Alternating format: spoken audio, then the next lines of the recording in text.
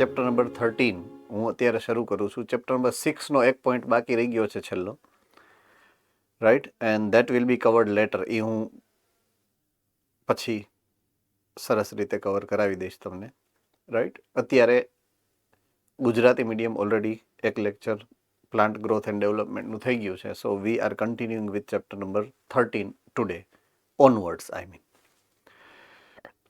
I repeat, I know there is one topic left in chapter number 6 to be discussed, and that will be covered later on, right? Fine. So let us begin with the last topic of your botany standard 11, and that is chapter number 13, plant growth and hormone. That is a development, hormonal whatsoever, involvement of the hormones. So that will lead to the development. So overall, plant growth and plant development, these are the two main categories what we are supposed to cover in this chapter. Okay. As per discussion into the last lecture, जो भी discussion last lecture में हमने किया था थोड़ा सा, कि you are suppose to get ready with all the differences between the monocot plant and dicot plant with reference not only to the morphological differences but also now with the anatomical differences. तो वो difference आपको आने चाहिए, आपको याद भी होने चाहिए whensoever we are discussing anything about the plants, and accordingly we are supposed to get involved into any of the discussion whatsoever happen in botany. So botany का last chapter है, and that's chapter number 13, includes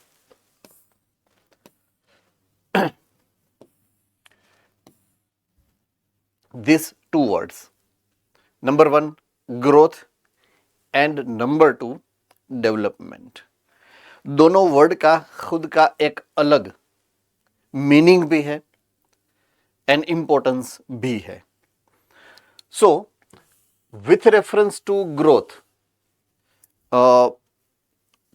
meaning of growth is described little bit into chapter number 1 in your standard 11 text book. तो उस हिसाब से growth का मतलब जिसको पता है वो हैंड रेज करके बता सकते हैं. चैप्टर नंबर 1 में दिया गया है ग्रोथ के बारे में, थोड़ा बहुत समझाया गया होगा आपको क्लासरूम में आपके टीचर्स के द्वारा. So if you know the meaning of growth, you can raise the hand and answer the question. Okay, Ahmedabad centre.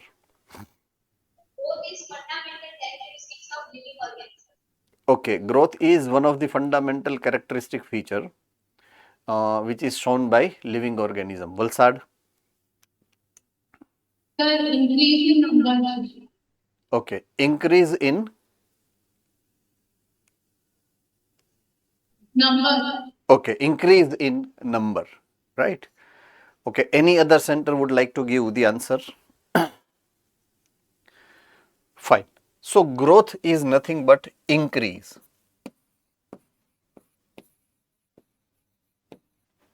Either in number or in size. So there are two parameters. Either increase in number or increase in size is the meaning of growth. So growth is nothing but increment, increase.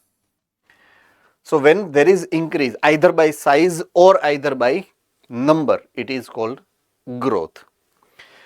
Say for example, when we think about growth in number, it can be population, so population is getting increased by number, right? Now when I am comparing growth individually,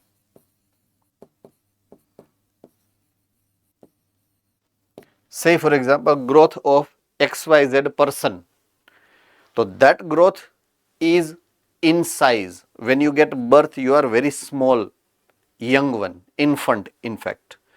Then you grow a bit to convert yourself into the young one.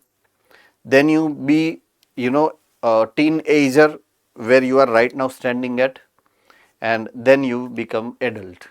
So that growth is individual growth, but that is in size. So you are growing in size right now. So it is your individual growth. So growth can be both way, can be determined either by size or by number. So individually it is by size, and with reference to population it is in number. Okay. Now one more important characteristic feature which is concerned with the growth.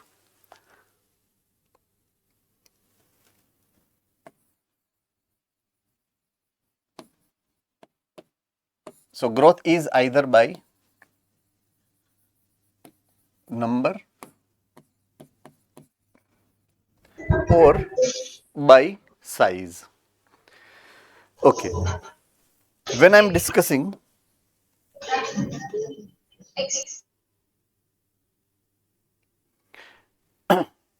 when I am discussing about any living organism. Excuse me, sir. Yes. Sir, from good center. If you don't mind, would you repeat everything? Why I am supposed to repeat everything? Sorry, Is- sir, we have joined late due to internet issues.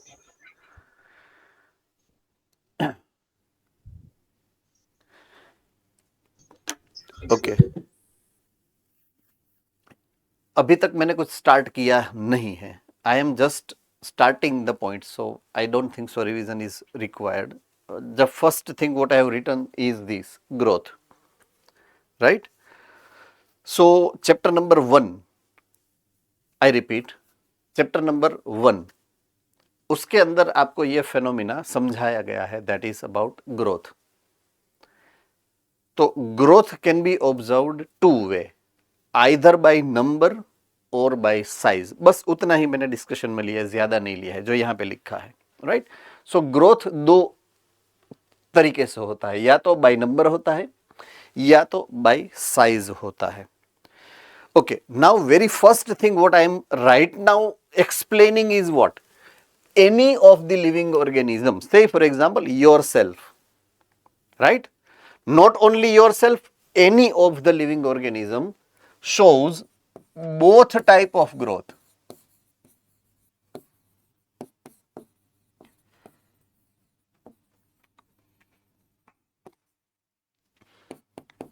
In the body.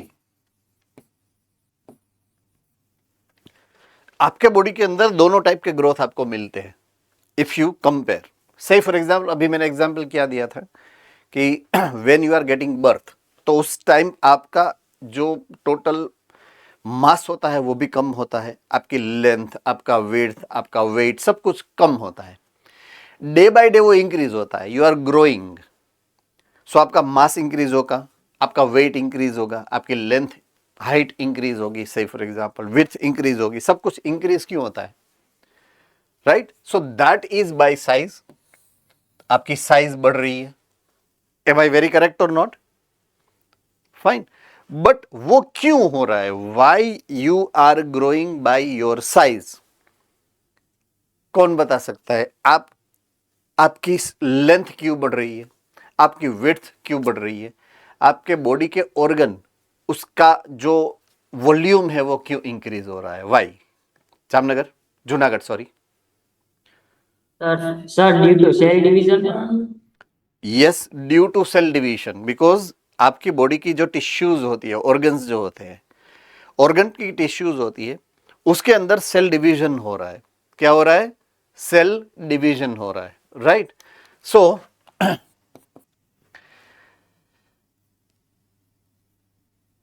yes, size is increased because of cell division. Right. So body की size increase हो रही है, क्यों? Because of the cell division, as you have explained. So this is by number,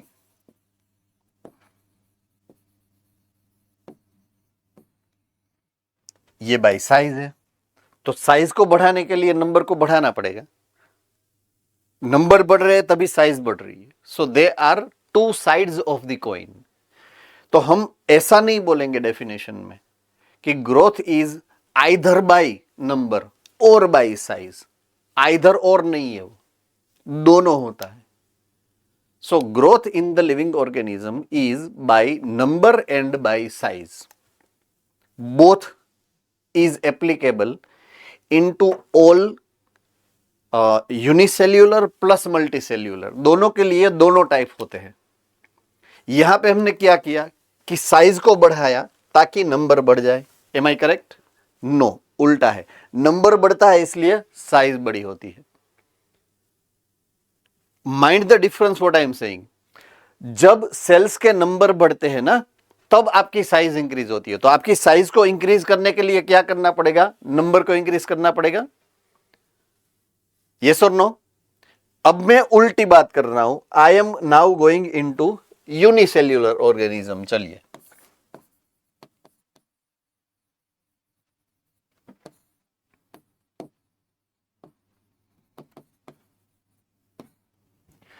तो कोई भी एक cell ले लीजिए. से फॉर एग्जांपल एक ये सेल है जो डिवाइड होके एक में से दो बनने वाला है. तो जब वो डिवाइड नहीं हो रहा है, it is into G0 phase. If I am not wrong, chapter number 10 की बात कर रहा हूं right now. It is in G0 when it is not dividing actively. अब जब वो G1 में एंट्री करेगा, वो सेल G1 में जाएगा, तो उसकी साइज इंक्रीज होगी. अबिट, थोड़ी सी इंक्रीज होगी. क्यों? क्योंकि वो सेल अपने सराउंडिंग में से न्यूट्रिएंट्स को एब्जॉर्ब करता है. राइट. सो साइटोप्लाज्म इंक्रीज होगा यहां पे. साइटोप्लाज्म का कंटेंट इंक्रीज होगा यहां पे. Right. So it is a growth. G1, that is growth 1 phase. अब नेक्स्ट S फेज होगा. सेम टू सेम रहेगा. सेल बड़ा नहीं होने वाला है, बट उसका न्यूक्लियर कंटेंट डबल होने वाला है. राइट. अब होगा G2 फेज, जिसमें वो थोड़ा सा और बड़ा होगा. सो ग्रोथ होगा again. Once more growth will be observed. Right. Again ये साइज में बड़ा हो रहा है, तो अपने खुद के सराउंडिंग में से वो न्यूट्रिएंट को अब्जॉर्ब करेगा, यानी कि वो साइटोप्लाज्म को इंक्रीज करेगा.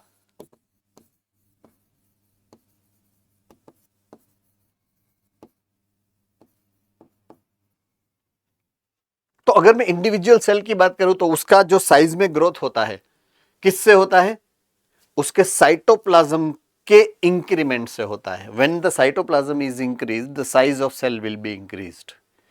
अब आएगा M फेज, जिसमें वो दो सेल में डिवाइड हो जाएगा. तो एक में से दो जो डॉटर सेल्स हुए, राइट. तो अब ये हो गया नंबर में इंक्रीज. तो यहां पहले क्या हुआ? साइज में इंक्रीज. बाद में क्या हुआ? नंबर में इंक्रीज.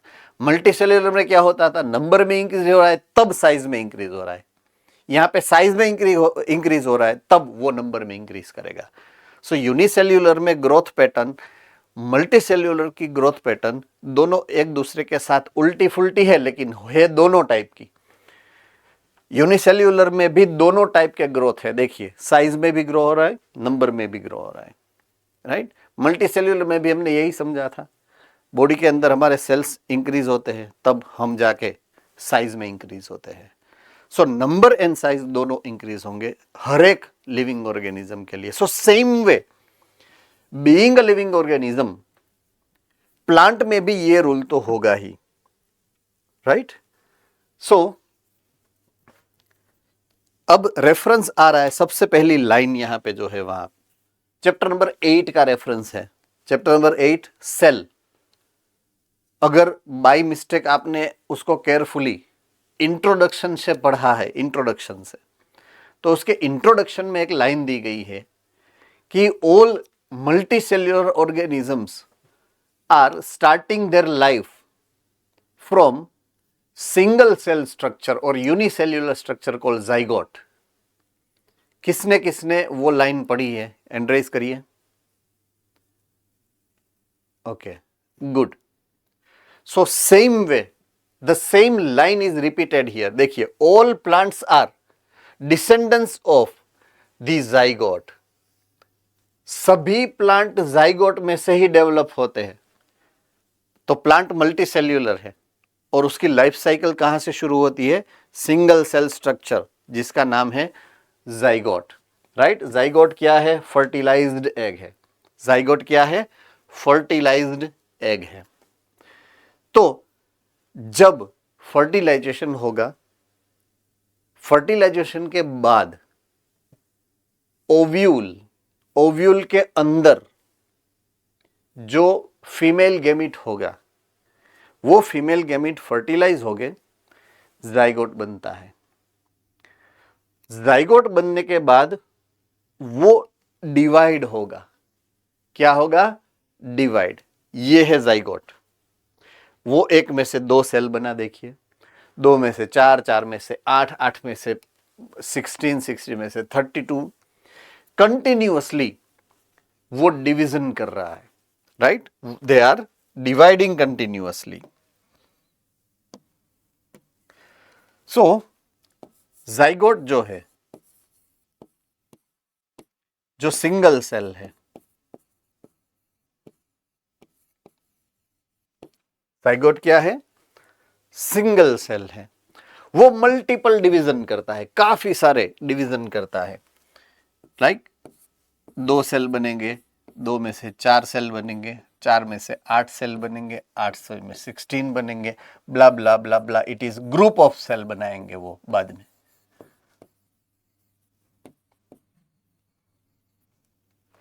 क्या बनाएंगे? Group of cell. ये ग्रुप ऑफ सेल को हम नाम दे रहे हैं एम्ब्रियो। राइट? ये पूरा एम्ब्रियोनिक डेवलपमेंट है उसका। यहां पे जो आपको नीचे दिया गया है, ये एम्ब्रियोनिक डेवलपमेंट है। ये है 8 सेल एम्ब्रियो। ये है ग्लोब्यूलर, ग्लोब है इसलिए ग्लोब्यूलर एम्ब्रियो। ये हार्ट शेप है, सो हार्ट एम्ब्रियो। और ये मैच्योर्ड डाइकोट है, डाइकोट 2 कोटिलिडोनस एम्ब्रियो है। राइट? सो ये है torpedo structure of that embryo. So ये embryonic development. So group of cell और an embryo is getting formed out of it.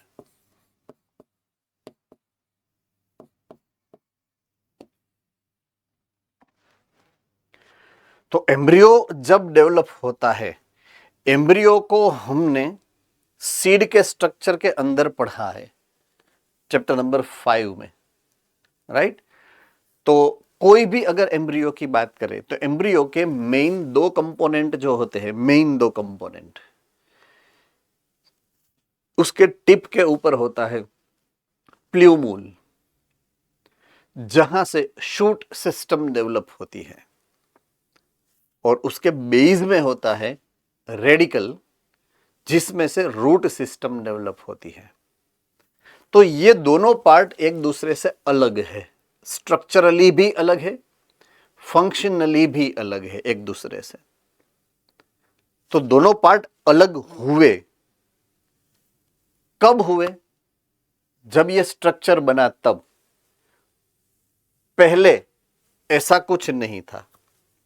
Point to be noted. मैं जो समझा रहा हूं आपको, बहुत ही केयरफुली आपको समझना है कि जब ये सिंगल सेल था तो उसका ना स्ट्रक्चर ना फंक्शन स्पेसिफिक नहीं था।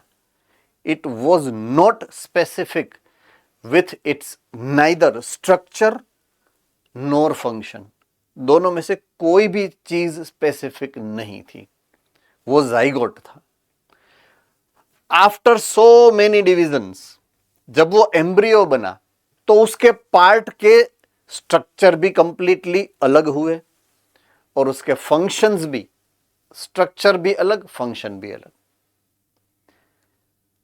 तो इस प्रोसेस को हमने बोलना है डिफरेंशिएशन की प्रोसेस।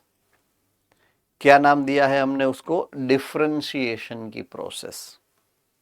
जब हमने प्लांट टिश्यू के बारे में डिस्कशन किया था तब, राइट, मेरिस्टेमेटिक टिश्यू जब सबसे पहले मैंने एक्सप्लेन किया था, तब मैंने आपको ये डिफरेंशिएशन वाला पूरा पॉइंट डीपली एक्सप्लेन किया हुआ है कि what is undifferentiated cell, what is differentiated cell and what is a process of differentiation. ये पूरा मैंने एक्सप्लेन किया है।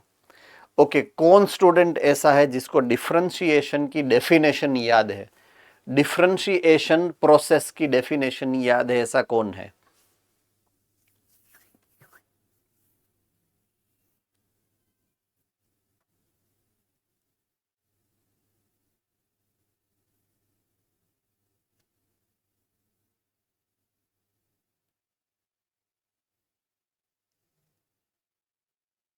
Okay, Valsad centre.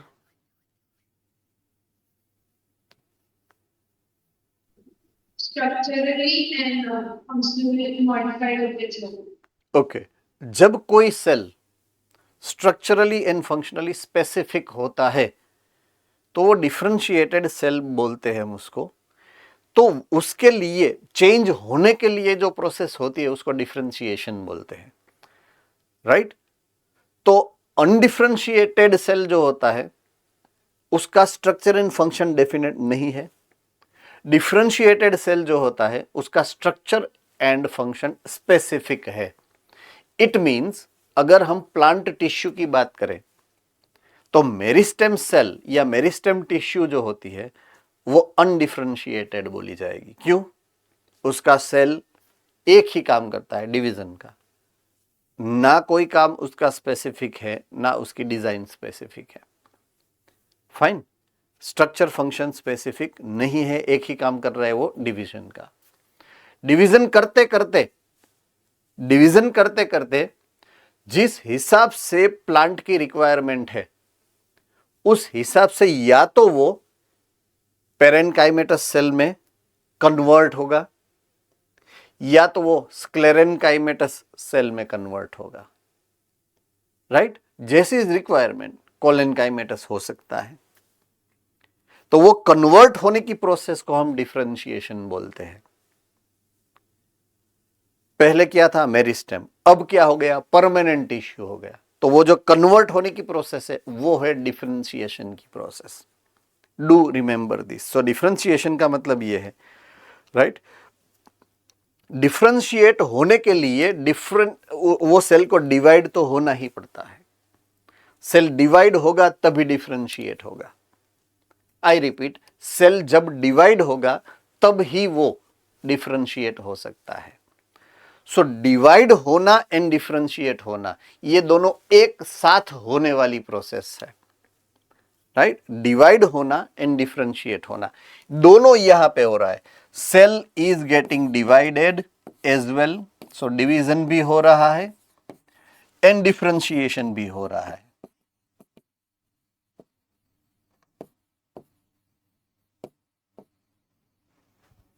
एक तरफ डिवीजन हो रहा है, एक तरफ उसके साथ साथ डिफरेंशिएशन भी हो रहा है। So you have different types of cells while they are getting divided. जिस हिसाब से डिवाइड होते हैं उस हिसाब से डिफरेंशिएट भी होते हैं। ओके, हमने रूट के जो रीजियंस थे, if you remember chapter number 5, region of root, तो सबसे नीचे का जो रीजियन था, मींस फर्स्ट नंबर का रीजियन, जिसको हमने बोला था मेरिस्टेम का रीजियन, रीजियन ऑफ मेरिस्टेम, तो वहां पे ओनली सेल डिवाइड हो रहे थे। क्या हो रहा था? सेल डिवाइड हो रहे थे। सेकंड नंबर का जो जोन था, पार्ट था, वो था जोन ऑफ इलोंगेशन। क्या था? Zone of elongation. तो वहां पे हो रहा था सेल का ग्रोथ।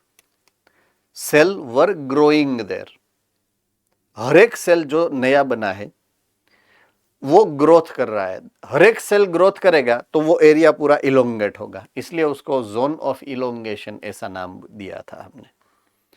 तो एक फर्स्ट नंबर के रीजन में हो रहा था सेल डिवीजन, सेकंड में हो रहा था सेल ग्रोथ, थर्ड सबसे ऊपर का मैच्योरेशन वाला जो रीजन था वहां पे जो एक्टिविटी हो रही थी वो एक्टिविटी को हमने बोला था डिफरेंशिएशन।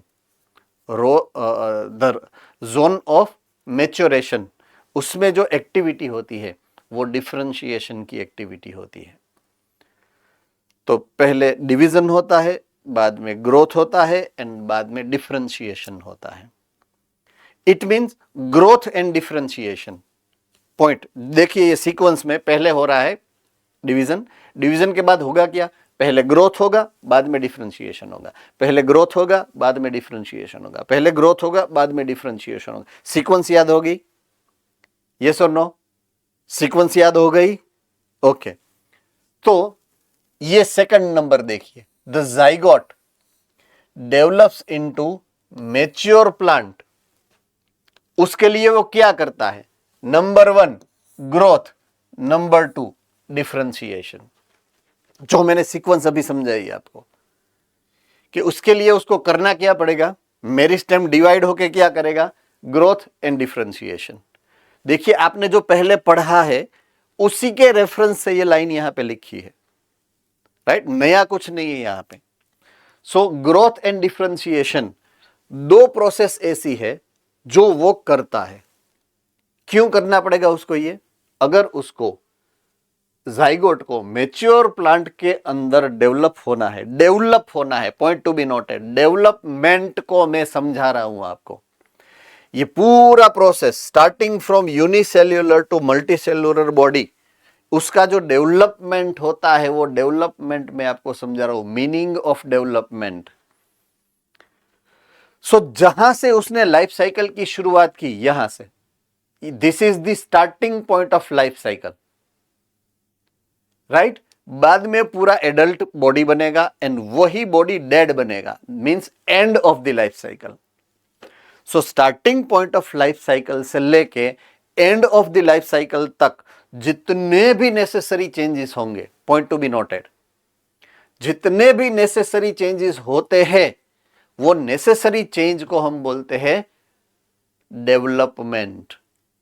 क्या बोलेंगे? डेवलपमेंट। सो डेवलपमेंट को अगर मुझे डिफाइन करना है, रेडी, अगर मुझे डेवलपमेंट को डिफाइन करना है,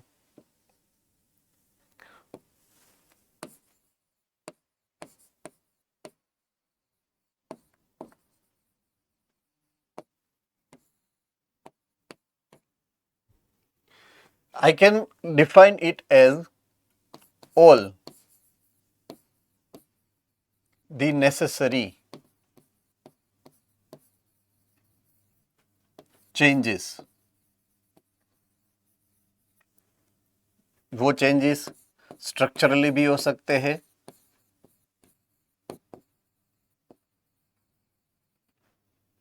और फंक्शनली भी हो सकते हैं।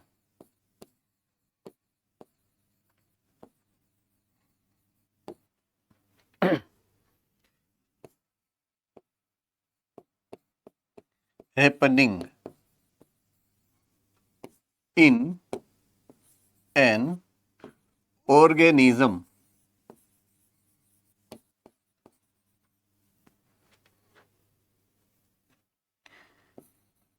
during whole life cycle।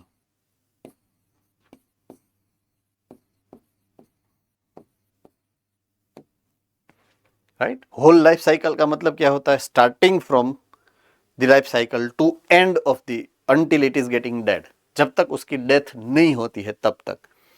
तो जो भी नेसेसरी चेंज होगा उनको मैं बोलूंगा डेवलपमेंट। इसकी डेफिनेशन इतनी प्रॉपरली आपकी बुक में नहीं दी गई है, जिस हिसाब से मैंने यहां पे लिखा है उस हिसाब से बुक के अंदर नहीं दी गई है। So if you are writing, you can note it down, right? So starting point of life to end point of life. इसके अंदर जितनी भी all changes, right, all changes whatsoever happening starting from initial point of the life to end point of life, जितने भी changes होते हैं वो सब डेवलपमेंट में आएंगे, राइट. ग्रोथ हो भी सकता है, नहीं भी हो सकता है, राइट. सो अगर डेवलपमेंट की बात करूं, डेवलपमेंट में दो पॉइंट है जो होते हैं. Number 1 growth and number 2 differentiation.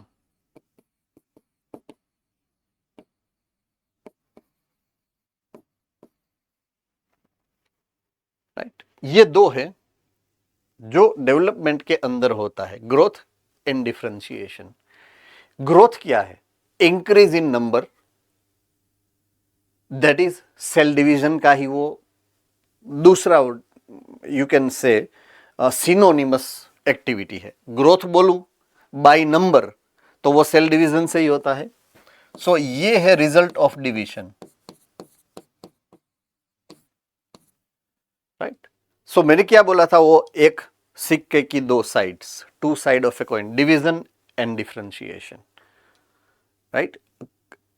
मैंने जो डिवीजन बोला था वो टेक्स्ट बुक के अंदर ग्रोथ लिखा है, इंक्रीज इन नंबर. तो दोनों का मतलब सेम ही है. मैंने बोला सेल डिवीजन एंड डिफरेंशिएशन, उन्होंने बोला cell growth and differentiation. So दोनों एक ही है. Do not make any difference between this two terminologies. So मैंने दोनों को लिख लिया है यहां पे. So what are you suppose to remember is development includes growth and differentiation, two processes. Understood? And it can be defined this way कि भाई जितने भी चेंजेस होते हैं during the entire life cycle उसको आप डिफरेंशिएशन बोलोगे. सो ये है उसकी डेफिनेशन. ये उसके अंदर होने events events. There are 2 events.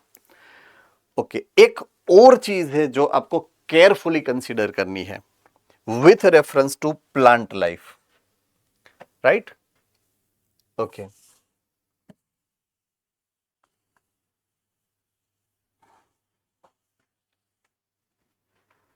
Okay. Matured जब प्लांट होता है, मेच्योर्ड, तब उसके अंदर कौन से पार्ट्स होते हैं, right. So cell body, sorry plant body,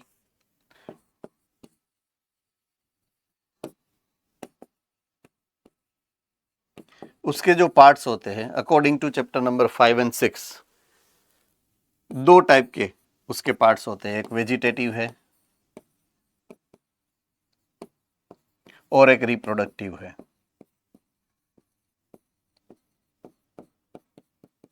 vegetative 3 है, लीव्स, रूट्स, स्टेम.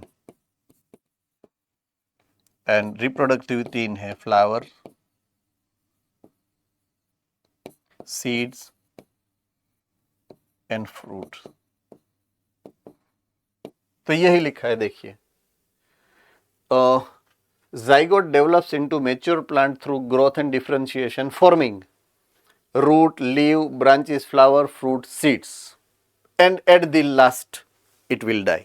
जब उसकी लाइफ साइकिल खत्म होगी, प्लांट फॉल्स डेथ, प्लांट की डेथ हो जाएगी, राइट. सो ये भी आपने ऑलरेडी पढ़ा हुआ था मॉर्फोलॉजी के अंदर, राइट. ओके, मैंने जो अब आपको लेके जाना है वो है towards how plant is growing, right. Okay, with reference to growth, I repeat, with reference to growth,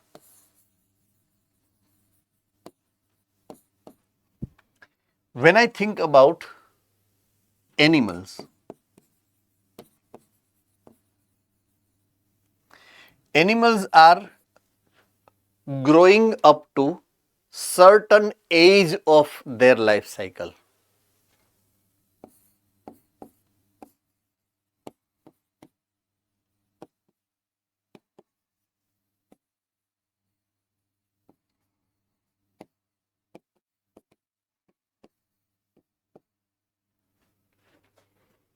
Animals shows growth, but only up to certain age. Okay, say for example humans. तो human are growing up to certain age. वो age है 20-21 years, तब तक उसकी growth होनी है. I hope आपको सबको ये तो पता ही होगा, है ना. सो 21 या तो 20 ईयर्स तक आपकी बॉडी ग्रोथ करती है, उसके बाद बॉडी ग्रोथ नहीं करती है, राइट. अगर कोई बोलता है कि ना नहीं सर, प्लांट की प्लांट क्या एनिमल्स की बॉडी उसके बाद भी कभी कभी ग्रो करती है, बट वो एक्चुअली ग्रोथ नहीं है, उसको हम चर्बी चढ़ना बोलते हैं. क्या बोलते हैं उसको? चर्बी चढ़ना. वो ज्यादा सुखी होता है ना, खाधे पीते सुखी, तो उसका पूरा बॉडी फूल जाएगा, राइट. वो जो बॉडी फूलता है दैट इज फैट डिपोजिशन. चर्बी जिसको बोलेंगे हम फैट, वो डिपॉजिट होता है, और वो डिपॉजिट होता है बीनीथ द स्किन. स्किन के नीचे एडिपोज टिश्यू जो होती है वो उसका इंक्रीमेंट है. ओवरऑल बॉडी इंक्रीज नहीं होता है. आपको पता होना चाहिए, अगर कोई बोले आपको तो आपको उसका आंसर तो आना चाहिए ना. तो साइज में भले ही आप बढ़ते जा रहे हो, लेकिन वो ग्रोथ का रिजल्ट नहीं है, वो सिंगल एडिपोज टिश्यू ही डिपॉजिट होती जाती है, इसलिए बॉडी का साइज इंक्रीज हो रहा है. ओवरऑल ग्रोथ नहीं है वो. आई hope I am very clear about it. Okay, तो वो जो ग्रोथ है वो आपका नॉर्मल ग्रोथ नहीं है, वो अबनॉर्मल ग्रोथ है. सभी का नहीं होता है. ये मैं आपके सामने 45 ईयर्स, मेरा वो ग्रोथ नहीं है, क्योंकि खाना पीना माप साइज में है ना. हमने देखा है खाना ऐसे खाना चाहिए, कभी नहीं देखा हो ऐसे झापटना नहीं चाहिए, इन शॉर्ट, है ना. सो माप साइज में रहकर खाना खाओ तो माप साइज में रहोगे, सिंपल सी बात है, राइट. सो ये भी एक इंपॉर्टेंट पॉइंट है कि एनिमल्स का जो ग्रोथ की जो लिमिटेशन है वो अप टू सर्टन एज ही होती है. हर एक एनिमल की लाइफ साइकिल के हिसाब से वो होता है. आई hope I am very clear about it. And अगर मैं ऑन द कॉन्ट्ररी बात करूं प्लांट्स की, तो प्लांट का ग्रोथ लाइफ टाइम होता है. ऐसा कभी किसी ने सुना है? हैंड रेज करके मुझे हैंड रेज करो, मुझे पता चले. किसी ने सुना है ऐसा कि प्लांट में ग्रोथ लाइफ टाइम होता है? ऐसा किसी ने सुना है? ओके, काफी सारे सेंटर्स ने सुना है, काफी सारे सेंटर्स ऐसे हैं जिसने ऐसा सुना है नहीं. Okay, no problem.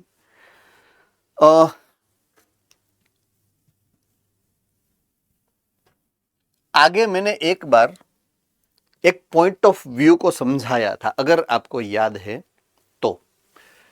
ये मैं लिख रहा हूं यहां पर, टाइप्स ऑफ ग्रोथ.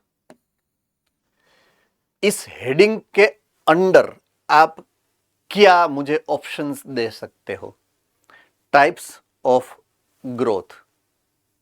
तो कौन से टाइप्स होंगे ग्रोथ के? Yes, Bhuj center. Primary and secondary. Good. So there are two types of growth. एक ग्रोथ का नाम है प्राइमरी ग्रोथ और एक का नाम है सेकेंडरी ग्रोथ.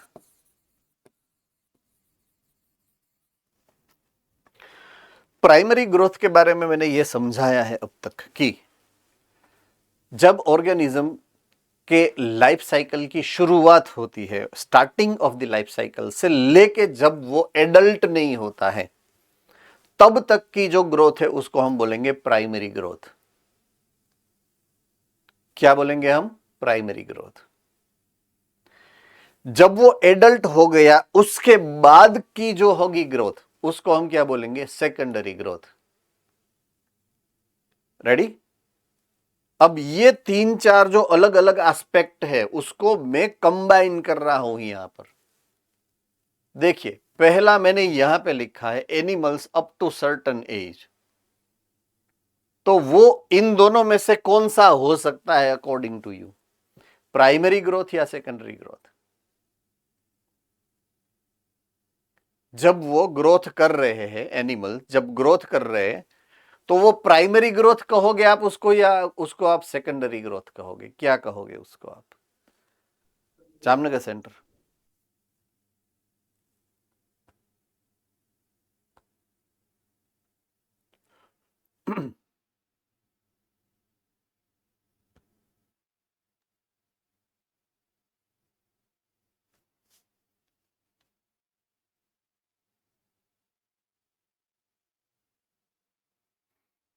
प्राइमरी ग्रोथ बोल रहे हो, सुना ही नहीं दे रहा है। समझ गया? सो it is the primary growth. It is the primary growth. Okay, अब मैं आता हूं, अगर मैं प्लांट की लाइफ साइकिल के बारे में बात करूं, पॉइंट मैंने पूरा पॉइंट चेंज कर दिया है। So you are now in on the other side. Take the example of plant life cycle. अगर मैं बोलूं कि प्लांट लाइफ में प्राइमरी ग्रोथ होता है तो कहां से कहां तक होगा? कौन बता सकता है?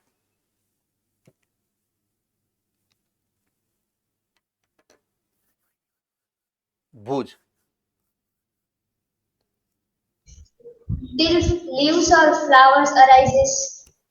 ओके, वलसाड।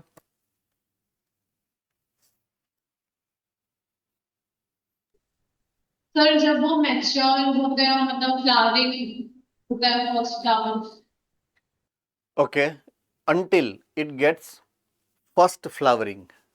जब तक फर्स्ट फ्लावरिंग नहीं होगा तब। बट स्टार्टिंग पॉइंट क्या है? आपने एंड पॉइंट दोनों ने बताया। भुज में से भी सेम आंसर आया, वलसाड़ में से भी सेम आंसर आया कि जब वो मैच्योर नहीं होते। लेकिन स्टार्टिंग पॉइंट किसी ने नहीं बताया। अहमदाबाद सेंटर। होगा तो ब्राउन होना चालू हो जाएगा एट दैट टाइम। सॉरी, जो जो जो ट्री का जो ट्रंक होगा ना वो ब्राउन होना चालू हो जाएगा। डायरेक्टली ट्री ही इम्प्लांट करते हैं।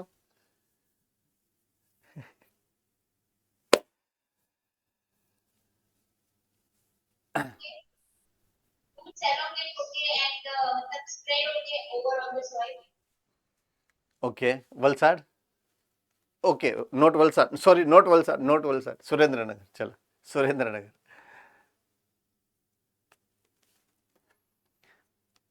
From the birds to the first flowering. From birds to Germination. exactly right. That's the point. From germination to the maturity. That's the proper sequence, I mean. Right? तो plant में birth नहीं होता है ना, plant में germination होता है। That's what the difference I said earlier to you. तो प्लांट की लाइफ साइकिल जर्मिनेशन से शुरू होती है। प्लांट के रेफरेंस में आपको ये वर्ड याद रखना है, from germination to maturity primary growth होता है। तो उसमें क्या क्या बनता है? सभी प्राइमरी ऑर्गन्स, मीन्स रूट्स बनेंगे, शूट का पूरा पार्ट बनेगा, मीन्स स्टेम बनेंगे, ब्रांचेस बनेंगे, उसके ऊपर लीव्स आएंगे पहले, देन वो मैच्योर होगा, उसके बाद उसमें फ्लावरिंग आना शुरू होगा। फ्लावरिंग आने का जो शुरुआत है that is the almost and of the primary growth. उसके बाद जो ग्रोथ होना है उसको हम बोलेंगे सेकेंडरी ग्रोथ, अगर वो ग्रोथ हुआ तो। राइट? तो देखिए, एक सिमिलैरिटी देखने को मिली प्लांट एंड एनिमल्स दोनों में। कंपेयर करें तो दोनों में प्राइमरी ग्रोथ होता है। प्लांट में प्राइमरी ग्रोथ यस होता है, एनिमल में primary growth yes, primary growth की तो बात की हमने, ये प्राइमरी ग्रोथ है। एनिमल्स में प्राइमरी ग्रोथ नहीं होता है, सभी प्लांट में प्राइमरी ग्रोथ नहीं होता है, सॉरी होता है, लेकिन सभी में सेकेंडरी ग्रोथ नहीं होता है, राइट। एनिमल्स में सेकेंडरी ग्रोथ नहीं आता है, वैसे सभी प्लांट में भी सेकेंडरी ग्रोथ नहीं होता है। दो ही ग्रुप ऐसे जो सेकेंडरी ग्रोथ करता है। कौन से दो ग्रुप है?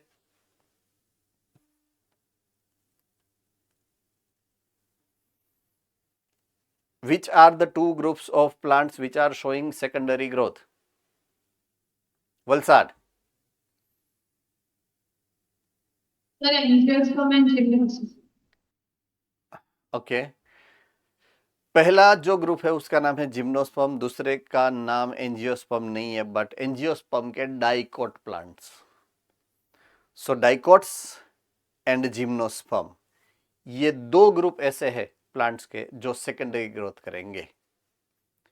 लेकिन डू रिमेंबर के प्लांट के बारे में मैं इसलिए ऐसा बोल सकता हूं कि they grow life long, because अगर वो मोनोकोट है तो उसकी लाइफ साइकिल ही छोटी है, तो प्राइमरी ग्रोथ ही होगा।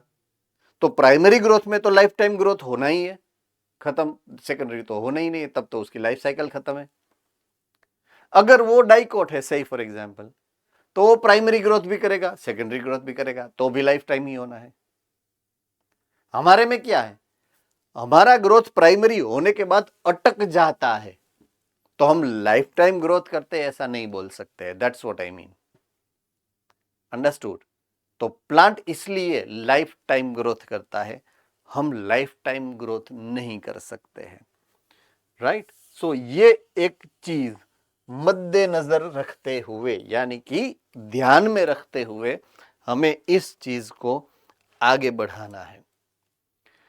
सो जो मैंने आपको समझाया अभी तक वो वर्ड्स में यहां पे दिया गया है कि growth is an irreversible permanent increase. Growth is nothing but increase है, इंक्रीमेंट है वो, बराबर है। बट कैसा इंक्रीमेंट है, उल्टा नहीं हो सकता है। मींस अगर एक सेल डिवाइड होके दो सेल बना तो वो दो सेल वापस होके एक सेल नहीं बनेंगे, इररिवर्सिबल चेंज, इसलिए वो वर्ड एडिशन में लिखा है, irreversible and permanent increase in size of an organism और इट्स पार्ट्स और इंडिविजुअल सेल, राइट।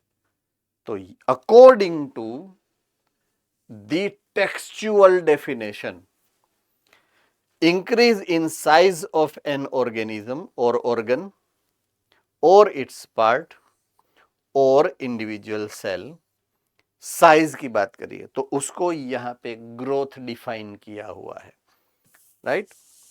अब उसको ग्रोथ करना है तो उसकी रिक्वायरमेंट क्या है, मेटाबॉलिज्म। क्या है, मेटाबॉलिज्म। उसको मेटाबॉलिज्म करना पड़ेगा। अगर मेटाबॉलिज्म होता है मीन्स कि केमिकल रिएक्शंस होते हैं, बायोकेमिकल रिएक्शंस होते हैं, एंजाइमेटिक रिएक्शन होते हैं। So it has to have requirement of an energy, उसको एनर्जी की रिक्वायरमेंट होगी। So we need to give और सप्लाई द एनर्जी, हमें उसको एनर्जी देनी पड़ेगी। तो एनर्जी को लेने के लिए प्लांट्स तो क्या करेगा, प्लांट्स खुद ग्लूकोज बना लेगा with the help of photosynthesis. हमारे लिए भी वो रूल तो लागू ही है, अगर हमें इंक्रीज होना है, ग्रोथ करनी है तो एनर्जी देनी पड़ेगी। इसलिए हम 3 बार, काफी लोग ऐसे भी होते हैं 10 बार खाना खाते हैं, राइट। सो वो ग्रोथ करने के लिए चाहिए, हमारी एनर्जी हमें कांस्टेंट सप्लाई करती रहनी पड़ती है अंदर, राइट। तो ऑलवेज उसकी जो इनपुट है हमें देनी पड़ेगी।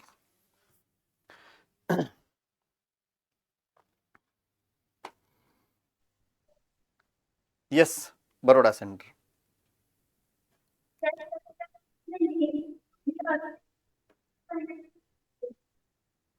हमने तो ऐसा पढ़ा सर, जब तक प्लांट्स में लीफ ग्रो नहीं होते तब तक उसके पहले उसकी एनर्जी कैसे मिलती है? क्योंकि हमने तो यही पढ़ा है ना कि लीफ में ही फोटोसिंथेसिस प्रोसेस होगी, उसी में C3 की साइकिल होगी। बहुत ही अद्भुत क्वेश्चन, ब्यूटीफुल क्वेश्चन, गुड कि वो आपके दिमाग में आया, राइट। आई अप्रिशिएट कि किसी ने ऐसा सोचा भी, राइट। तो अगर प्लांट है, सही फॉर एग्जाम्पल, जहां तक आपको पता है प्लांट के ऊपर लीव्स होते हैं, लीव्स फोटोसिंथेसिस करते हैं,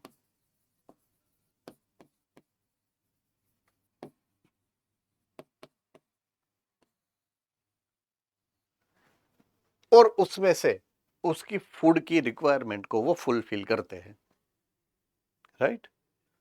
अब मेरे पास एक सीड है, सीड को मैंने डाल दिया है सॉइल के अंदर। पॉइंट टू बी नोटेड, कहां पे डाल दिया मैंने? सॉइल के अंदर।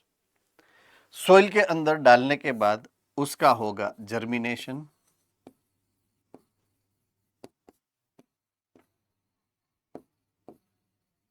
उसमें से वो होगा बेबी प्लांट। बेबी प्लांट भूंडा लगता है जब हम लिखते हैं ना, बोलते हैं baby plant is not technical नाम, उसको सीडलिंग बोलते हैं।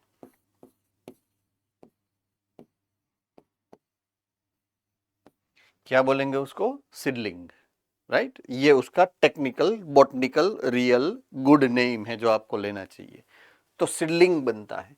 सीडलिंग्स के पास तीनों स्ट्रक्चर है। अब लीव्स भी है, रूट्स भी है और स्टेम भी, सभी डेवलपिंग स्टेज में है।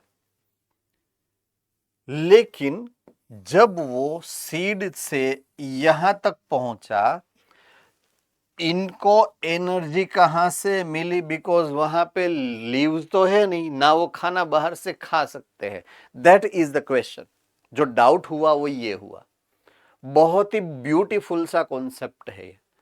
आपको पता ही होना चाहिए कि ये क्या होने वाला है या किससे बना होगा, किससे मिलता होगा ये न्यूट्रिशन उसको। भूज सेंटर में से मुझे आवाज आ रही है आंसर्स की। Cotyledon. Yes, yes, it is stored food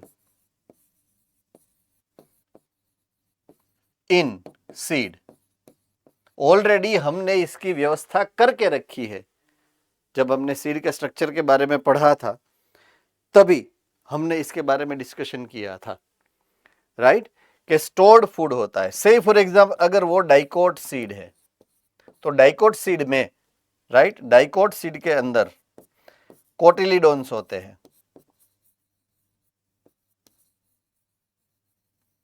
जिसमें प्रोटीन ज्यादा एंड स्टार्च कम, ऐसा फूड स्टोरेज होता है।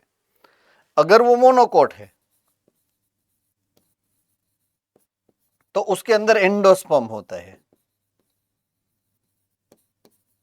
जिसमें फूड स्टोरेज होता है, उसमें ज्यादा स्टार्च होता है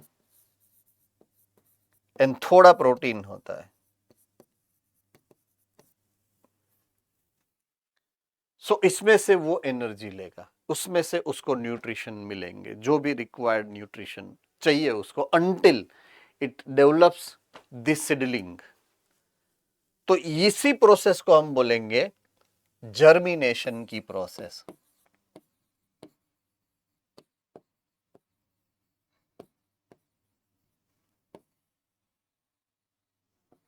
तो आपके चैप्टर में एक्चुअली आपकी बुक में जो सबसे पहला पॉइंट ऑफ व्यू दिया गया है, अगर आप देखेंगे तो यही है, जर्मिनेशन।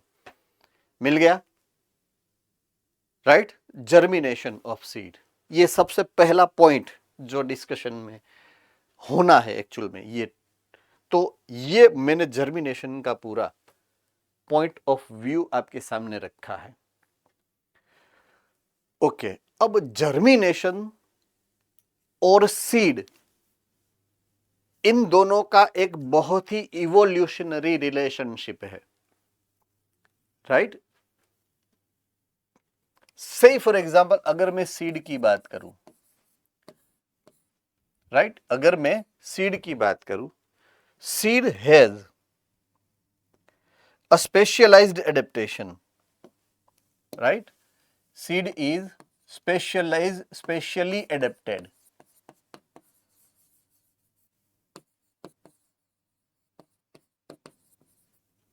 किसके लिए?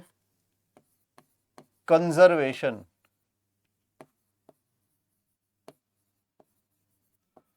Of an embryo. ये एम्ब्रियो उसके अंदर जो होता है उसको कंजर्व करके रखता है, उसी का वो एडेप्टेशन, वो स्ट्रक्चर ऐसा है कि उसको कंजर्व करके रखता है अगेंस्ट अनफेवरेबल कंडीशन।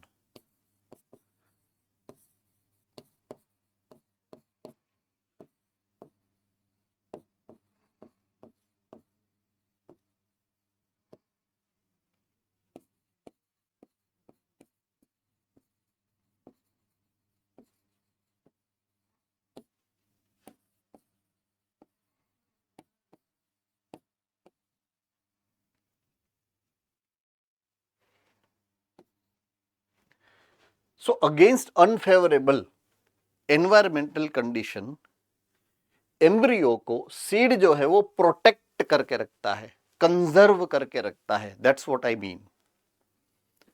से फॉर एग्जाम्पल कंडीशन फेवरेबल हो गई, राइट? जब फेवरेबल नहीं थी तब की बात अलग थी, तब वो प्रोटेक्शन में था।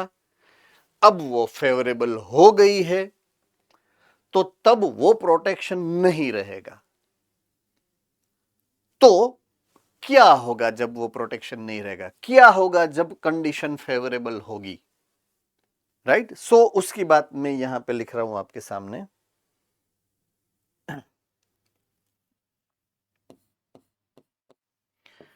अंडर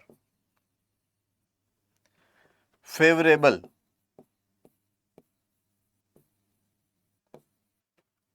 कंडीशंस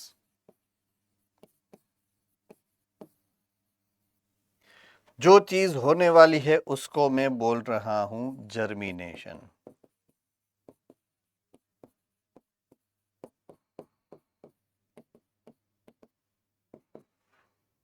अगर फेवरेबल है तो क्या होगा? जर्मिनेशन। अगर फेवरेबल नहीं है तो क्या नहीं होगा? जर्मिनेशन नहीं होगा, राइट? तो यहां पे ये जो स्टेज है,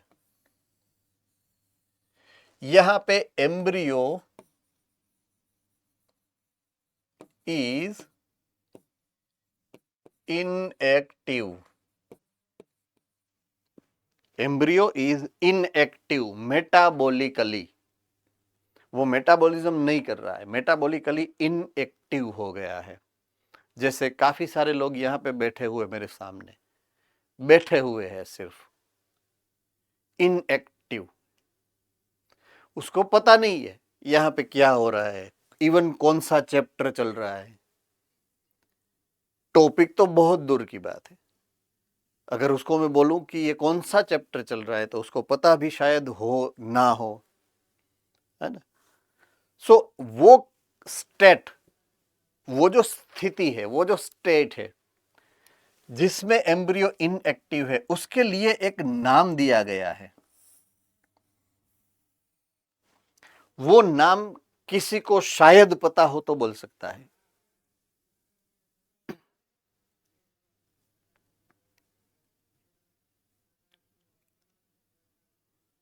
जब कोई भी ऑर्गेनिज्म इनएक्टिव हो जाता है मेटाबॉलिकली, तो उसको हम क्या बोल सकते हैं? जामनगर सेंटर।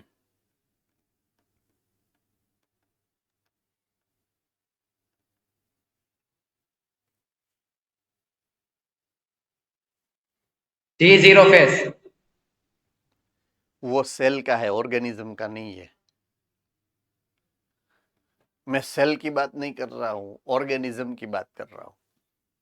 ये स्ट्रक्चर है, एम्ब्रियो स्ट्रक्चर है, ऑर्गेनिज्म की एक स्टेज है। सिंगल सेल होता तो G0, वो सिर्फ सेल डिवीजन में इनएक्टिव, उसको G0 बोलते हैं। सेल डिवीजन की बात नहीं हो रही है, यहां पर ग्रोथ की बात हो रही है।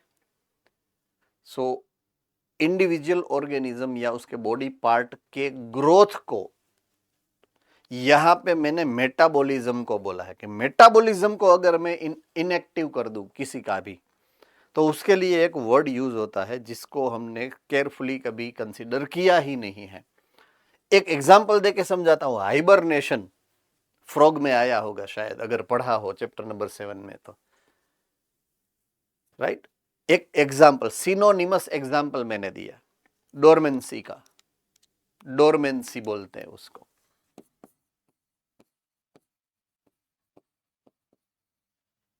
क्या बोलते हैं?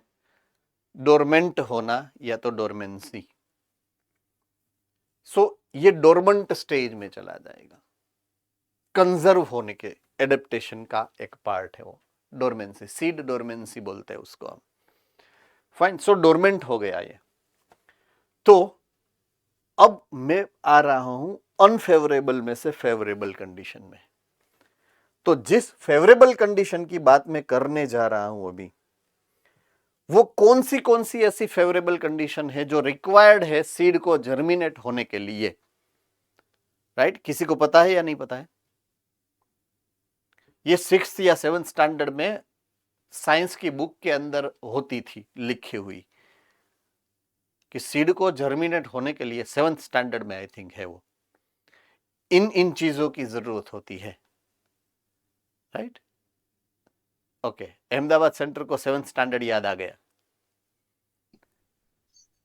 Sir, proper water supply, then proper minerals from the soil, Okay. consistent, and many more things. Carbon dioxide, then this कई सारे ions जो कि soil से मिलते हैं और ओके, उसमें से मुझे एक अच्छा लगा तो एक मैं लिख रहा हूं, दैट इज वाटर, राइट? अगर आपने बोला न्यूट्रिएंट्स, तो न्यूट्रिएंट्स ऑलरेडी उसके पास है ही। सुरेंद्र नगर, यस। ह्यूमिडिटी।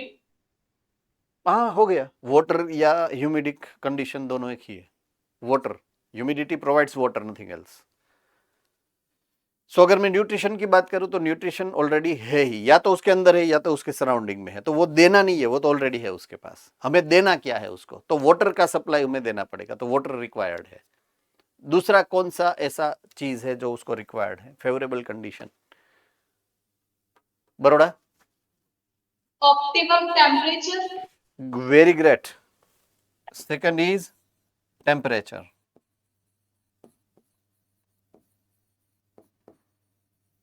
और एक चीज यहां पे मिसिंग है, और एक चीज। किसी ने कार्बन डाइऑक्साइड बोला था, यस भूज। अहमदाबाद सेंटर ने बोला था। अच्छा, तो वो रॉन्ग है। वो नहीं, मतलब वो राइट नहीं है, बराबर। बोलो वलसाड सेंटर बोलो। Sir proper sunlight. क्यों चाहिए सनलाइट उसको? वाई? जामनगर, सनलाइट क्यों चाहिए? वलसाड, सनलाइट क्यों चाहिए उसको? अगर सनलाइट ही चाहिए तो उसको हम क्यों ऊपर हाथ में क्यों नहीं रखे, जमीन के अंदर क्यों डाल दिया? सनलाइट उसको चाहिए तो जमीन के अंदर सनलाइट कैसे घुसाएंगे हम? वो लॉजिक बैठ नहीं रहे उसके साथ। है ना? So it is completely mismatching information. So sunlight is not. Sir Yes, sir.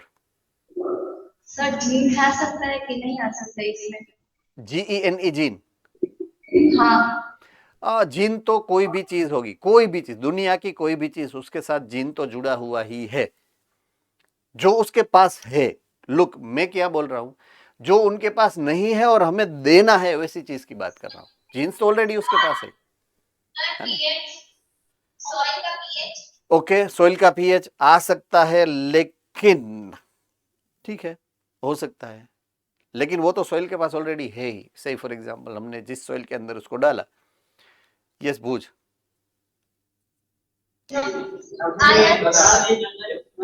Ions nutrition में आ जाएंगे ना बेटा, वो ऑलरेडी है सोइल के पास. What I am saying is, soil के पास है, जिस सोइल के अंदर उसको डाला है, अब वो चीज माथे से हम थोड़ा ही डालेंगे, वो तो ऑलरेडी है उसके पास. जो नहीं है और जो देना है हमें,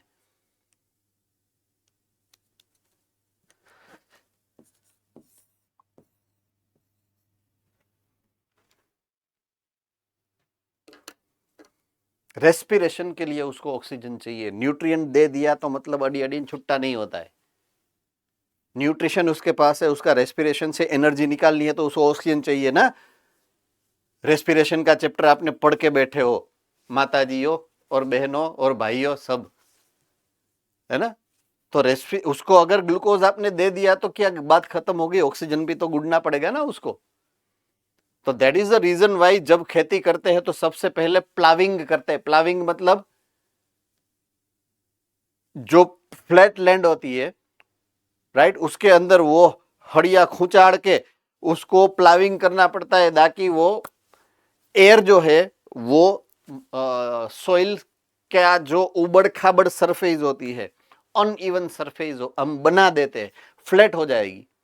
लेकिन उसको क्या प्लाविंग करते हैं, प्लाविंग से क्या होगा, अनइवन हो जाएगी, तो उसके अंदर एयर घुस जाएगी. एयर क्यों?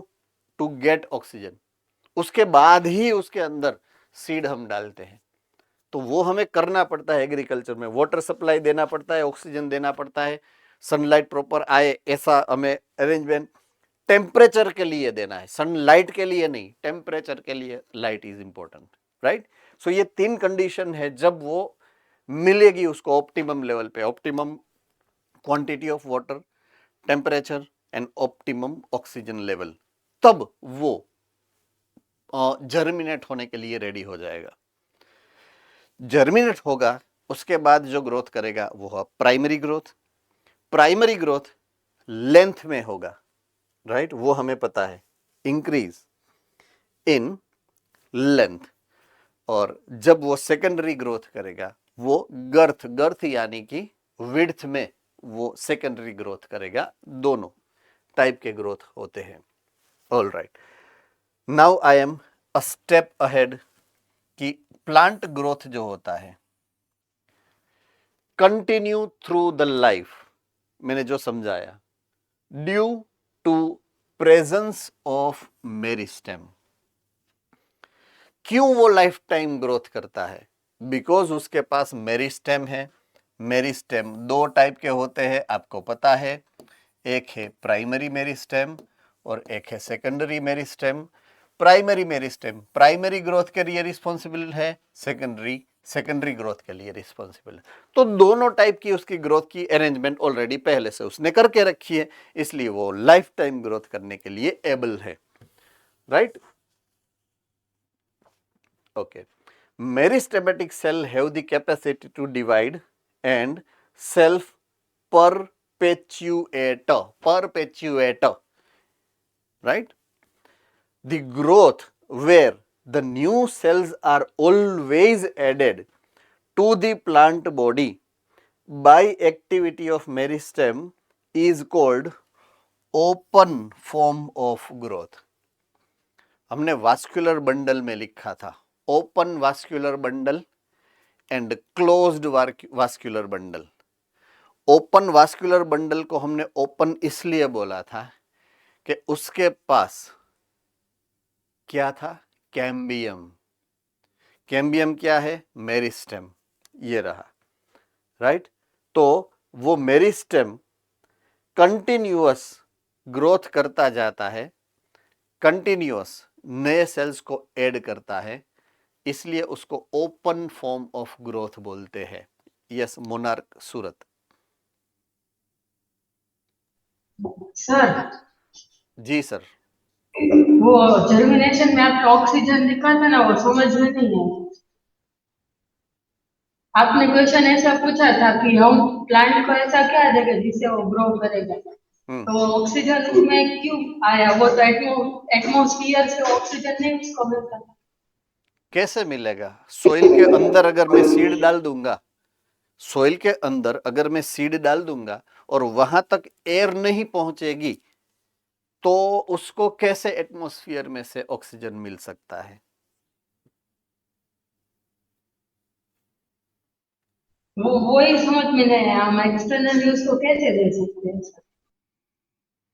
मैंने पूरा मैकेनिज्म समझाया विथ रेफरेंस टू एग्रीकल्चर, खेती, कि जब मुझे खेती करनी होती है तो मैं, अगर मेरी लैंड फ्लैट है तो मैं प्लाविंग करूंगा। प्लाविंग का मतलब होता है हड़ से जोतना उसको।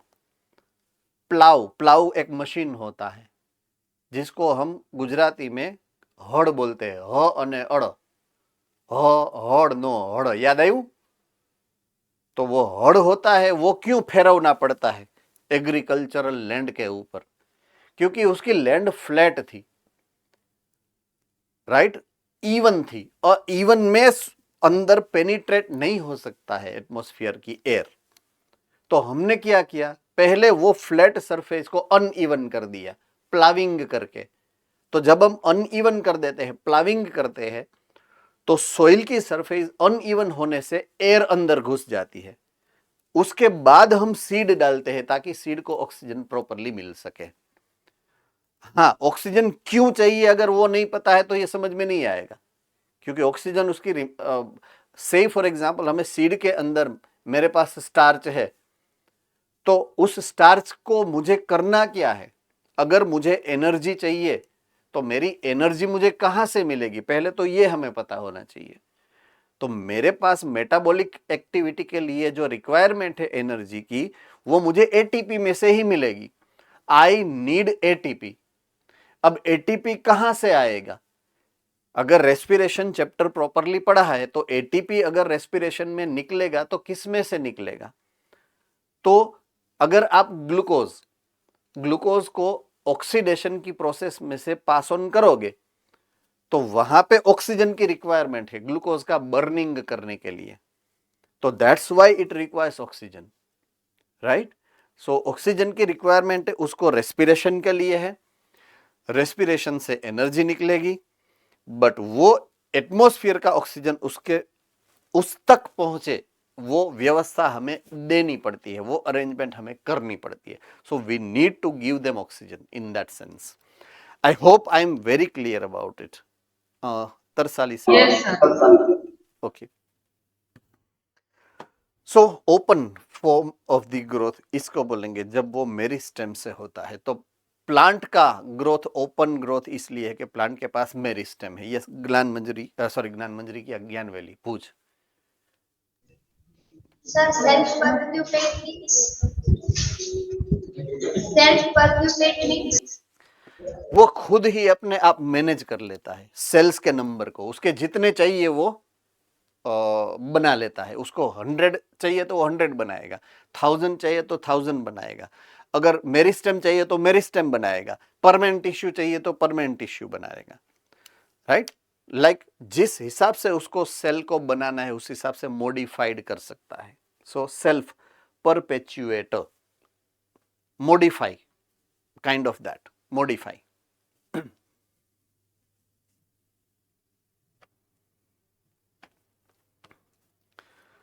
Right, okay. जो दो चीज मैंने आपको समझाई, primary growth and secondary growth, वही यहां पे दी गई है। तो प्राइमरी ग्रोथ को यहां पे जस्टिफाई किया, occurs due to the root apical meristem and shoot apical meristem.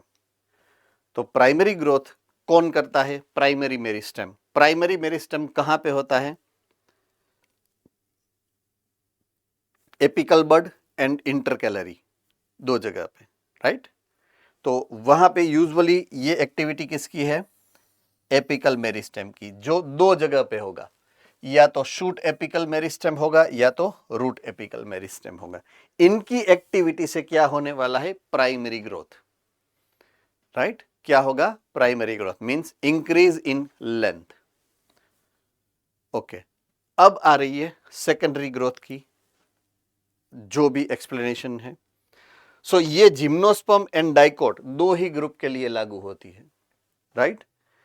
अगर मैं सेकेंडरी ग्रोथ की बात करूं तो वो जिम्नोस्पर्म एंड डाइकोट 2 ही ग्रुप ऐसे हैं जो सेकेंडरी ग्रोथ फॉलो करते हैं।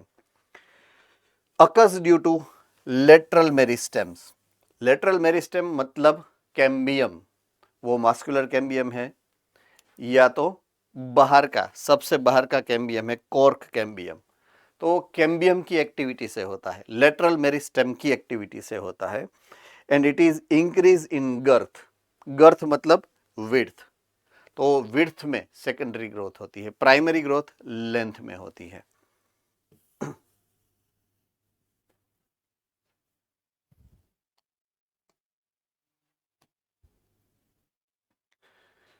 फाइन। अगर हमें ग्रोथ को मेजर करना है कोई भी ऑर्गेनिज्म के, कोई भी सेल के, ऑर्गेनिज्म को अगर मुझे मेजर करना है अगर उसके ग्रोथ को, राइट, तो हम कैसे कर सकते हैं? से फॉर एग्जाम्पल कोई ऑर्गेनिज्म, मैंने जैसे 2 बार इस लेक्चर के अंदर आपको ये समझाया कि अगर आपने जब बर्थ आपका हुआ, जब आपने जन्म लिया, तो सबसे पहले आप बहुत ही छोटी साइज के थे। तो या तो आप बोल सकते हो आपकी हाइट इंक्रीज हुई, तो वो एक पैरामीटर है जो आप, जिससे आप ग्रोथ को जज कर रहे हो कि आपकी ग्रोथ हो रही है। दूसरा, आप वेट भी मेजर कर सकते हो कि पहले आपका वजन इतना था, 1 साल के बाद आपका वजन इतना हुआ, 2 साल के बाद आपका वजन इतना हुआ, राइट। तीसरा, मास, वॉल्यूम। तो there are many method of measuring the growth. Growth को आप मेजर करने के लिए अगर कोई पैरामीटर को यूज करना है तो यूजुअली मल्टी सेल्यूलर ऑर्गेनिज्म होते हैं, उसके ग्रोथ को मेजर करने के लिए हम सेल का रेफरेंस नहीं लेते हैं। अब सेल को इंडिविजुअल यहां पे क्यों याद किया गया है कि एट सेल्यूलर लेवल हम ग्रोथ को मेजर करने के लिए सेल का रेफरेंस नहीं लेते हैं, right. Growth occurs due to increase in amount of protoplasm, right. अगर मैंने बात की थी अभी जब इनिशियल फेज में बात की थी, यहां पर देखिए,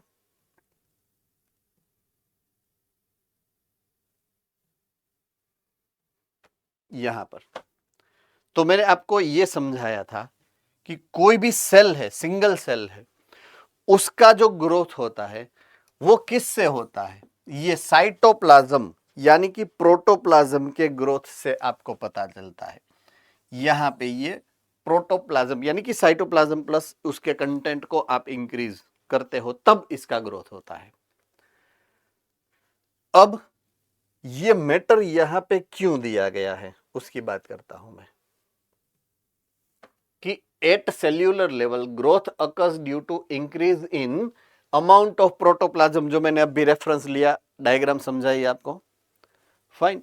अब ये जो है इंपॉर्टेंट स्टेटमेंट जो हमें यहां पर दिया गया है कि increase in protoplasm is very difficult to measure directly.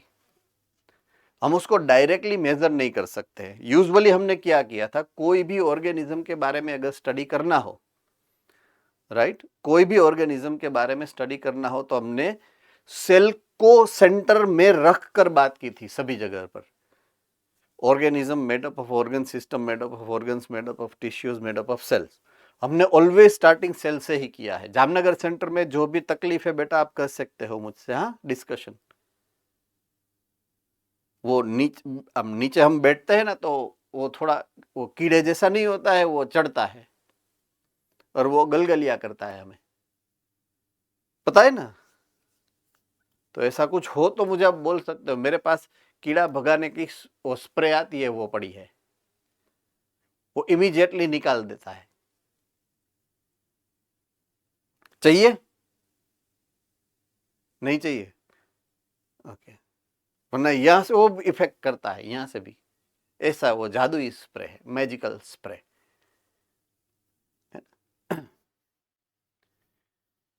सो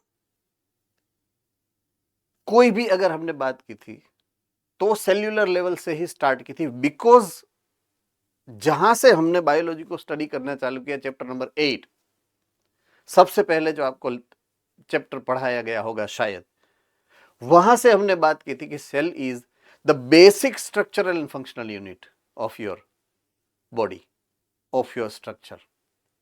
तो हम यहां पे सेल से शुरू नहीं कर सकते हैं ना, एक एक सेल में कितना प्रोटोप्लाज्म बढ़ा कैसे मेजर कर सकते हैं? It is very difficult measure. So we cannot use these at cellular level. We cannot. तो हमें दूसरे रेफरेंस को लेना पड़ा। दूसरा रेफरेंस क्या है? देखिए, fresh weight, dry weight, increase in length, increase in area, increase in volume, increase in cell number. ये रेफरेंस है जिससे हम ग्रोथ को मेजर करते हैं। सेल्स के ग्रोथ को मेजर नहीं कर सकते बिकॉज इट इज माइक्रो, जिसका जजमेंट लेना हमारे लिए शायद पॉसिबल ना भी हो। तो हमें इनडायरेक्टली मेजर करना है। इनडायरेक्टली मेजर कैसे करेंगे? हाइट को, वेट को, नंबर को, राइट, उसके रेफरेंस को हम लेकर मेजर कर सकते हैं। थोड़े थोड़े एग्जाम्पल एक एक दिए गए हैं, शेयर किए हुए। से फॉर एग्जाम्पल सेल नंबर का एक एग्जाम्पल शेयर किया है यहां पर। मेज का रूट, मेज एक प्लांट का नाम है जिसको आप मकाई बोलते हो। तो मेज के रूट के एपिकल मेरिस्टेम जब डिवाइड करना, एक्टिवली डिवाइड करते हैं, तब produces more than 70,500 new cell per hour. एक आवर में 17,500 नए सेल्स बनाते हैं। So it is number, increase by number, right. एक एग्जांपल है सेल साइज का,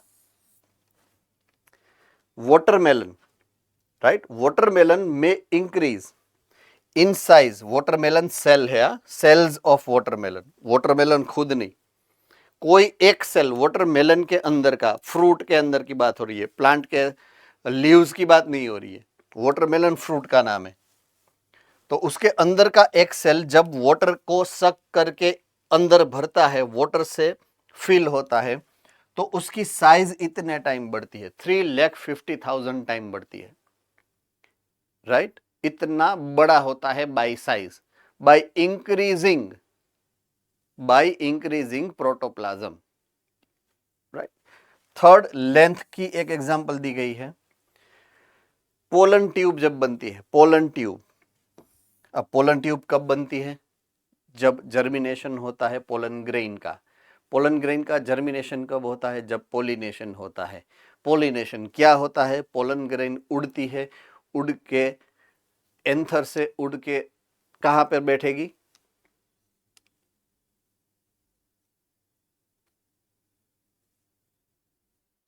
स्टिग्मा सर। Stigma, right. तो स्टिग्मा के ऊपर बैठेगी, उसके बाद उसका जर्मिनेशन होगा। जब पोलन ग्रेन का जर्मिनेशन होता है तब एक ट्यूब उसमें से निकलती है, उसको बोलते हैं पोलन ट्यूब, और वो ग्रो होती है बाय लेंथ, उसकी लेंथ इंक्रीज होती है पोलन ट्यूब की। फाइन, तो पोलन ट्यूब लेंथ में बढ़ती है, तो वो लेंथ के एग्जाम्पल में दिया गया है। एंड लास्ट में एग्जाम्पल दिया गया है सरफेस एरिया का। एक एग्जाम्पल सरफेस एरिया का, तो dorsi ventral leaf, dorsi ventral means dicot leaf. से फॉर एग्जाम्पल कोई प्लांट आपके आजू बाजू में है, छोटा सा प्लांट है, तो जब उसमें उसका जो लेटरल मेरिस्टेम होगा, लेटरल बड होगा, उसमें से जब लीफ बनेगा, छोटा सा लीफ बनता है, धीरे धीरे वो लीफ बड़ा होता जाता है और बड़ा होता जाता है, और तो उसकी विड्थ बढ़ती है। तो दैट्स ये है, सरफेस एरिया बढ़ता है उसका। वो सरफेस एरिया को ही हमने रेफरेंस में क्यों लिया? वो सरफेस एरिया किसके लिए है? रेस्पिरेटरी सरफेस है वो। तो रेस्पिरेटरी सरफेस को बढ़ाता है, राइट? उसमें तो लेंथ भी बढ़ती है, उसकी विड्थ भी बढ़ती है, बट हमने सरफेस का रेफरेंस क्यों लिया? That surface is with the potential of photosynthesis. तो इसलिए उसका सरफेस एरिया यहाँ पे डेमोन्स्ट्रेट किया है, राइट? तो जैसी जरूरत है हमारी पर्सनल मेजरमेंट की, उस हिसाब से हम अलग अलग रेफरेंस को लेंगे मेजर करने के लिए।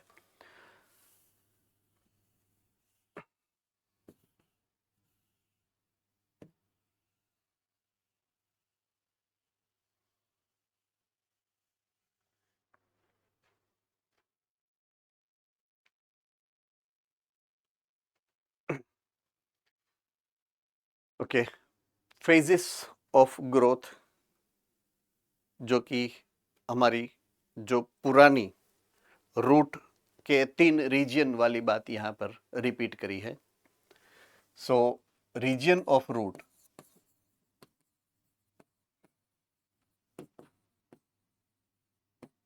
उसके जो 3 जोन्स थे, उसकी तीनों की एक्टिविटी ये है, राइट? तो वो ग्रोथ ही करता है ना, रूट की ग्रोथ कैसे होती है वही वो डेमोन्स्ट्रेट कर रहा था वहां पर। तो फर्स्ट क्या है?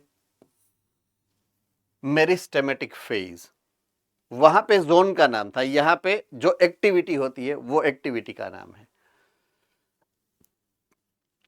तो मेरिस्टेमेटिक जोन में क्या होगा? मेरिस्ट एक्टिविटी फेज, राइट? क्या होगा उसमें? मेरिस्टेम जो होता है रूट एपेक्स या शूट एपेक्स का, वो कंटिन्यूअसली डिवाइड होके नए नए सेल को ऐड करता होता है, राइट? वो कंटिन्यूअसली डिवाइड होता है, सेल डिवीजन की एक्टिविटी होती है, फाइन। इसके मेरिस्टेम के सेल, उसकी कैरेक्टरिस्टिक फीचर को यहां पे दिखाया गया है। They are very rich in protoplasm, they have large nucleus. जब मैंने मेरिस्टेम के बारे में पढ़ाया था तब मैंने बोला था कि इसकी ये कैरेक्टरिस्टिक फीचर है, बहुत ही इंपॉर्टेंट पॉइंट ऑफ व्यू है, राइट? सो अगेन ये सेम टू सेम थिंग है, प्रोटोप्लाज्म ज्यादा होता है और उसका न्यूक्लियस जो है वो बहुत ही बड़ा होता है। Cell wall are primary, thin and cellulosic, cellulose से बनी हुई उसके अंदर सेल वॉल है, एंड उसमें प्लाज्मोडेस्मेटा होता है। प्लाज्मोडेस्मेटा मतलब दो बाजू बाजू के जो सेल होते हैं उसके बीच का कनेक्शन है वो plasmodesmata. I hope you know about it, right?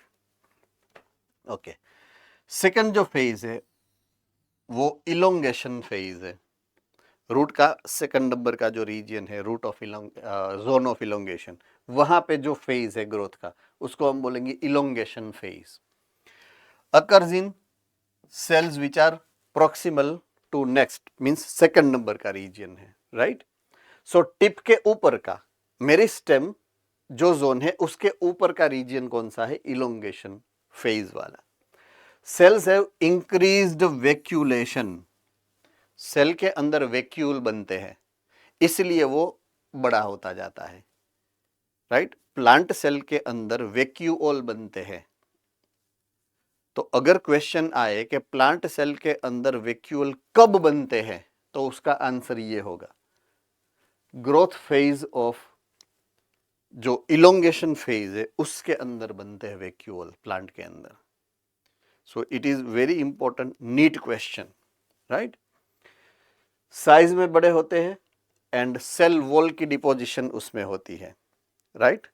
Cell wall अगर चाहिए उसको, सेकेंडरी सेल वॉल हो सकती है, राइट? थर्ड, मैच्योरेशन फेज, जहां पे डिफरेंशिएशन होना है, थर्ड सबसे ऊपर का जोन ऑफ मैच्योरेशन में, तो वहां पे मैच्योरेशन फेज बोलेंगे, ग्रोथ फेज के बारे में बोलना है तो।